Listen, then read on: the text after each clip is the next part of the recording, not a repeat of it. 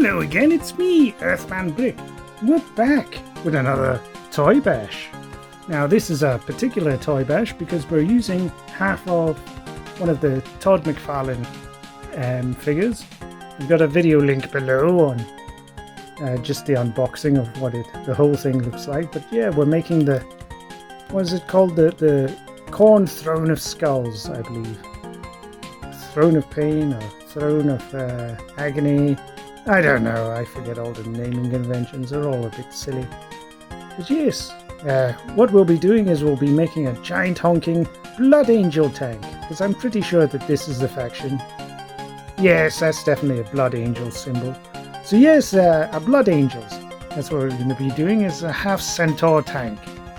So he's going to chug along with the battlefield, and he's going to have like a big plasma thing on the end there. And what we're doing to make the plasma thing is we're going to take these bits of card, stick them one on top of the other, a bit like that, so it forms the basis of what looks like a plasma coil.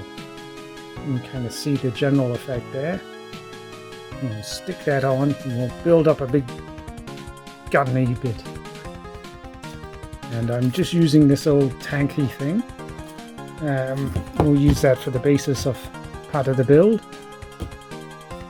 And we've got these treads here.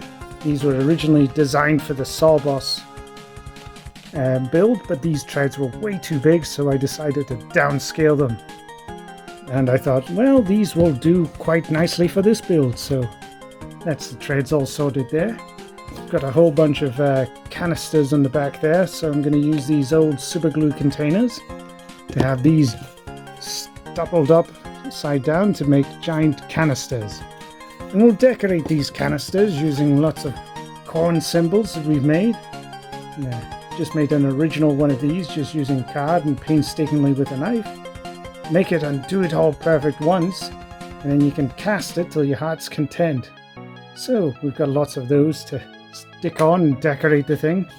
Also a few other bits and bobs that I've made, like these chaos stars, which we might add a couple of wheels at the back or something and use these for the wheel trims. Also got this pointed star, which we may or may not use.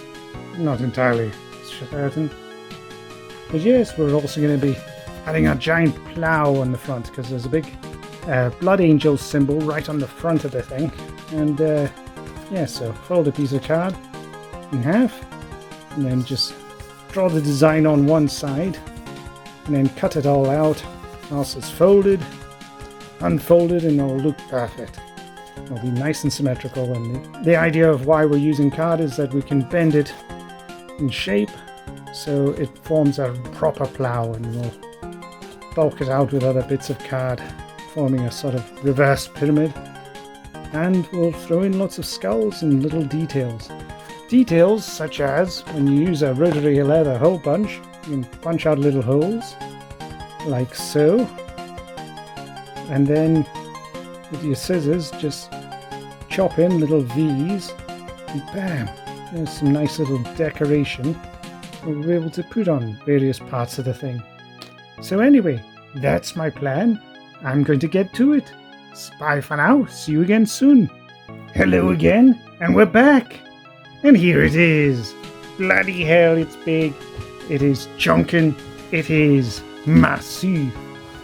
So, let's pop this off and talk a bit about it. So as you can see, he's still got his massive axe. I've not glued too much of this stuff in place. I had to glue the wrist in place though, because it kept kind of swiveling and falling down. But a little bit of super glue fixed it, no problem. And here's the grill, which was originally made of card, and then I've backed on some MDF onto the back of it. It's relatively sturdy. And this whole bit here, that's all kind of a bit loosey-goosey, which is good because I wanted it to be kind of malleable in case the terrain is a bit high up or something. It can flex if need be. We've got our treads on here. I've gone for a kind of a gold trim with red for the color scheme, and I've just hit it up with cheapy crafty paints for the most part, and also gold and stuff. As you can see here, we've used bits from the junk bots. Here it is here. There's a junk bots thing. And in there, you sometimes get some of that green tubing stuff. I don't think any of these ones have it. No, they don't. But whatever you get in here is a mystery pack, so sometimes you get different bits, different electronics and the such like.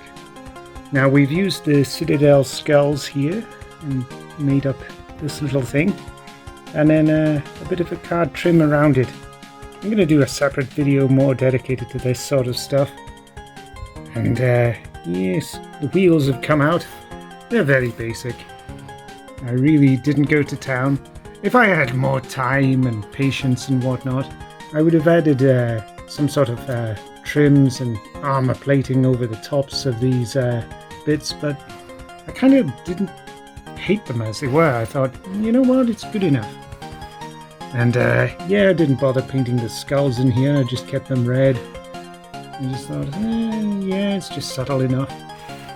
But yes, in keeping with the original Lord of Skulls, we've gone and added on these bits. So yes, it is a very good Blood Angel tank. All nice and done. The Lord of Skulls. I'm not entirely sure what the lore is, so I'm just going to make it up. So this Blood Angel tank commander is named Crimson Bloodfist. Yes, that's a good name.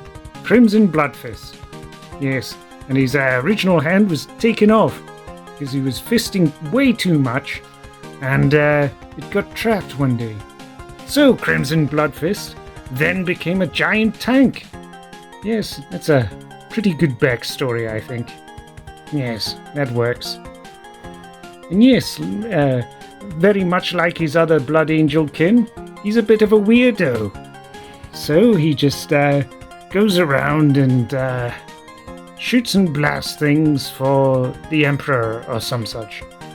I don't know. But yes, once upon a time there was a company called Geek's Wank Shop, and they made lots of toys. But they didn't make this one. I made it. So yes. Anyway, that's enough rambling. Hopefully you enjoy this build, and hopefully it'll give you ideas as to what you can do to scratch build your own bits and bobs. But that's all I've got for you today, so thanks again for watching, and bye!